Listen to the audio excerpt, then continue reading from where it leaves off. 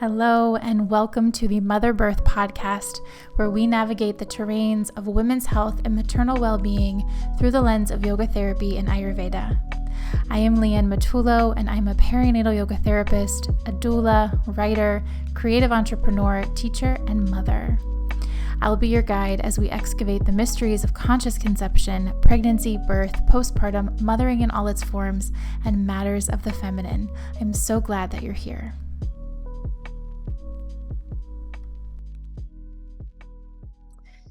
Hello, welcome to the Mother Birth Podcast. I am so honored that you're here listening again, or maybe for the first time.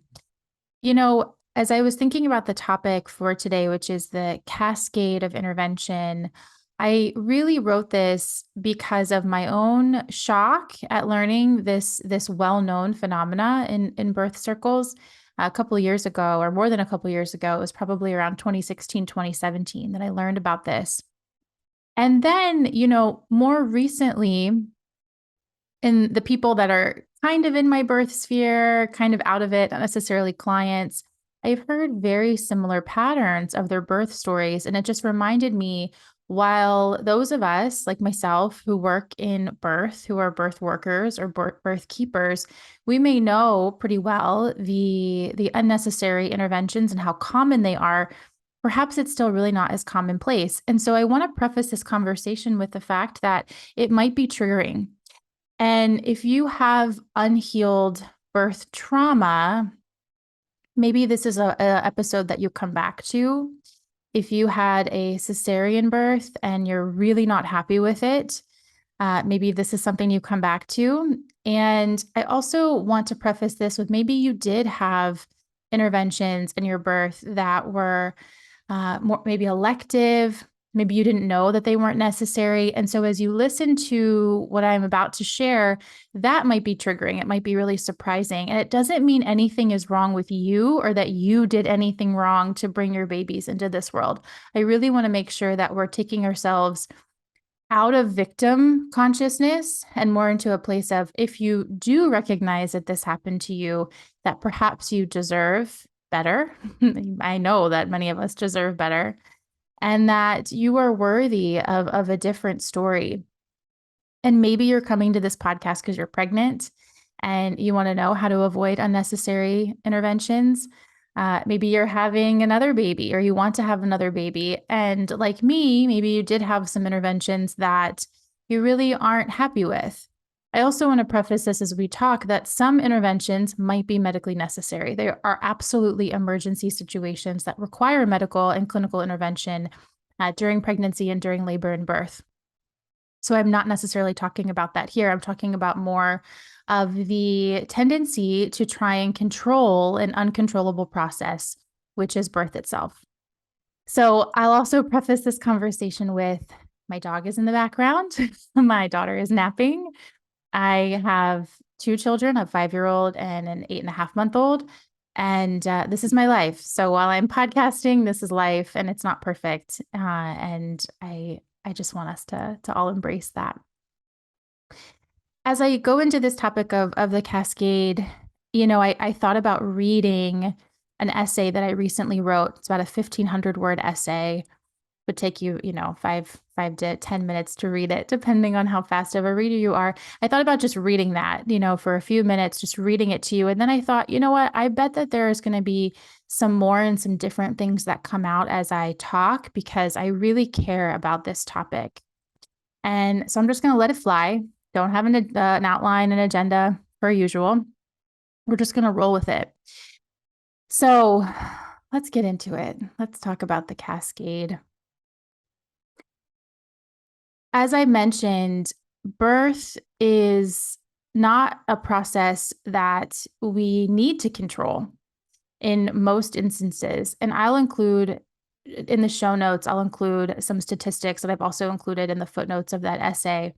The majority of births will say that in the United States, I'm speaking in the United States, do not require medical intervention. The vast majority, don't require medical intervention. And yet we have a cesarean rate in the United States That's 30 to 40%, depending on which areas you're looking at, which states you're looking at. And some are lower, some are 26, 27%. That's still high. The World Health Organization actually recommends that the cesarean birth rate should hover around 10. It's like 10% the last time I checked. Could be 11 or 12%. But regardless, what we're looking at is much higher. Looking at, a third of births in the United States that are taking place via cesarean section, which I'll refer to most often as cesarean birth in this episode. And not that there's anything wrong with a cesarean birth when it is medically necessary. What we do see is that the interventions that are suggested or that take place that disrupt the physiological process of birth actually lead to cesareans that could have been avoided. And why am I talking about this at all? This is not to demonize the process of a C-section birth. My mother had 2 C-sections. I was born that way. I know plenty of friends who have had them. This is not to demonize that process. It is more so to contribute to the health of mothers and their babies, because while these are normalized surgeries, they're not easy recoveries. They're major abdominal surgeries. A lot of things take place to have a C-section. And I'm not going into the ins and outs of that. I'm more so speaking to the after, what happens during a birth when we are wheeled into an operating room. And I have not had one, so I'm not saying myself included in that, so I can't speak from first person experience. But what happens when an individual is wheeled into an operating room after maybe hours of labor and having a cesarean birth? There might be birth trauma wrapped up in that. There's going to be a harder recovery. There might be a harder instance of breastfeeding and attempting to breastfeed. There's a lot that comes with it. I'm not even talking about what happens to the health of the baby. And so if we can really understand the cascade of intervention before we're heading into our labor and birth experiences, I know that we can lower the rate of birth trauma, which will also lower the rate of postpartum depression and postpartum anxiety, and will speed physical healing. Okay. And that's what I'm here for. I'm here to really contribute to the health of women, the mothers, and the babies. And we know that healing is faster when we allow birth to take its natural physiologic course when it can, which truly could be most of the time. Okay. The other piece to this is that I so often, and I didn't write this as much in the piece, but I'm going to say it because I think the transmission is really powerful. I so often see women giving our power away. We look for everything. We look for external sources to validate us and to tell us what we need to do. And this relationship with an external power to tell us what is right for us only becomes stronger when we give those pieces away of ourselves during birth. And that sounds really, really harsh, but it becomes so much easier for a system to really hook its claws into you. And I know that's really, again, strong language, but it becomes much easier for a system to do that when we've fallen into this victim state of fear, and rightfully so, because so many of us don't know about the processes of birth. It's been shrouded in mystery for many, many, many years. And so we continue to place this external validation, or this validation outside of ourselves. We continue to disconnect from our inner wisdoms and our instinct.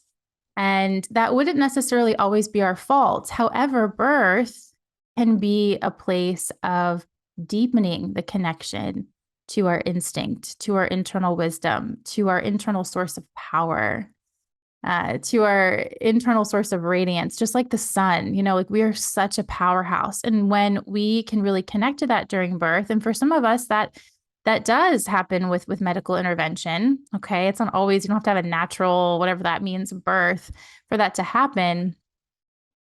But we also can recognize that when these interventions do take place, that one often builds upon another and another and another, and all of a sudden we're really taken outside of ourselves and outside of our birthing experience. And so I just want differently. I want differently for you. I want differently for me. And I'll tell you how it goes, okay? As I talk about the cascade of intervention, this is not like the one story of intervention. As I talk, I don't know what story I'm going to tell you right now, but I have an idea. As I talk about the cascade of interventions, it doesn't mean that this is exactly what happens every time. There are pieces and parts. You might have one form of intervention and not another, but the truth is, and the research shows this, when you're having a baby in a hospital, the likelihood of intervention increases because there are pressures from nurses and hospital staff and OBGYNs and even midwives, nurse midwives in hospital settings. And that when one intervention is introduced, typically there's another one because you're disrupting the physiological process of labor and birth. So here's a story, and you might hear yourself in it. You might not. Might be just really interesting. And just know again that this isn't the standard path. It's a very common one. Okay. So you can imagine yourself or someone else approaching their due date, which is a terrible and disrespectful term because babies don't follow due dates. I call them guess dates. I'm not the only one. A lot of people call them guess dates. And really, we're looking at 38 to 42 weeks as being, when a baby would be ready to come, which is quite a wide window. But perhaps you're working more in the clinical setting and your baby is approaching his or her due date, and your care provider might want to schedule an induction, meaning they might want to put your body into labor before your baby is giving off the hormones to say that it is ready to be born. Okay. Again, there might be emergency situations where this is necessary. That is not what I'm talking about. Not what I'm talking about. There may be true medical reasons why this is necessary. Not what I'm talking about. Or you might be past your due date. And I went past my due date. I went past 42 weeks. You might be a day past your quote unquote due date. You might be a week. And so now your care providers are pressuring you for an induction. And what I also want to say is your care providers don't get to make decisions for you. Again, unless it's maybe an emergency situation. Even then you have choice. But they don't get to say, I'm delivering your baby or I'm ordering you an induction. It's a conversation, it's something that you can decide, I want this or I don't. And so many of us say, okay, fine, we'll do what you say because we want to trust the people that are caring for us and because we don't know about birth.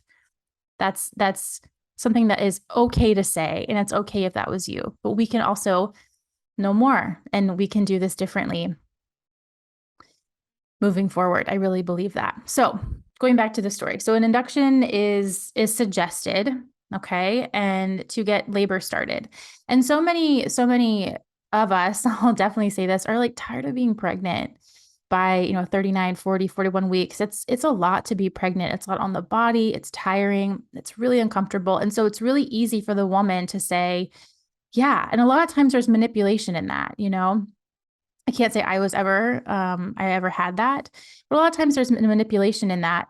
And so what happens is the woman says, okay, let's have an induction scheduled. And that induction could be pharmacological, meaning it could be with some sort of drug like a Pitocin.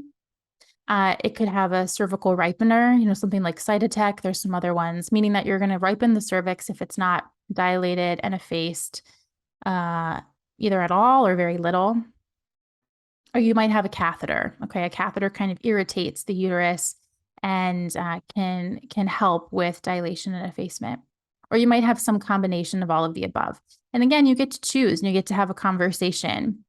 Some are going to be really stronger than others. All right, so you have your induction, and sometimes that can take hours to be induced. You might be in the hospital for hours, and sometimes it works, and sometimes it doesn't really work. And from what I know from working with women and from my own experiences, if it doesn't work, another intervention will be introduced. So maybe it worked a little bit, you dilated a little bit, but then labor has stopped because your body wasn't ready and the baby isn't ready. And so now we've started the process, so we need to introduce something else. So sometimes it looks like adding a Pitocin drip. Okay, so Pitocin is the synthetic form of oxytocin, so it's not the same. It's not the same as what your body actually produces. And that will stimulate contractions. So that will make your contractions even more intense actually than they would be if you went into labor naturally. So they might introduce more if you've already had a Pitocin induction, or they might introduce it for the first time. Or you might have what they call an artificial rupture of membranes, which is like a breaking the water. So they might recommend breaking your water to get labor started. maybe both. I don't know. And so you go through that process, and then maybe labor starts to kick on and it's going. All right. And perhaps here is when labor starts to either stall again. And so the Pitocin is turned up, or maybe now the pain has become so intense from the Pitocin itself, from the breaking of water, from whatever it is, because we've disrupted this process. And I'll tell you a little bit more about that in a second. But now the pain becomes so intense that the mother really wants pain medicine. And not everybody does get this. So some women, they move through this, they're with it. They've had their Pitocin. And the reason why Pitocin can be and often is more painful than if your body went into labor naturally is because when we go into labor naturally, we have something called oxytocin that actually stimulates the contractions. And in between contractions, we get a hit of beta endorphin, which is like, that feel good hormone. If you ever had the runner's high, you go running a long distance and, you finish and you're like, oh, there's that like exaltation. You have that in between, which you and your baby will experience, and kind of gives you this little break for, 30 seconds to a minute or two in between your contractions, which is very, very helpful during labor, right? Like these contractions are no joke. If you're having Pitocin, you don't necessarily get that hit of beta endorphin unless people are really paying attention to how much oxytocin we're trying to produce in the body, because now it's being suppressed. Okay. So now the pain is becoming more and more intense. And so the mother may ask for an epidural. She may ask for some sort of narcotic. And now you have another form of intervention. So perhaps you went in and thinking, I'm just going to get an induction and get labor started. But we've kickstarted something that perhaps wasn't ready to happen, whether physically, emotionally, mentally, or all of the above, or the baby wasn't ready. And now we're here. Now we have an epidural. Again, this isn't to shame epidural. Some of us really need them. Some of us really need to take time to rest because maybe our baby has been in a really tough position. Maybe we are really exhausted. And sometimes with the right care providers, we can still have vaginal deliveries with an epidural. So perhaps this is what happens. The mother needs this. This is ordered. Now, the thing that we don't talk about is epidurals slow down contractions. It's a fact. They slow down contractions.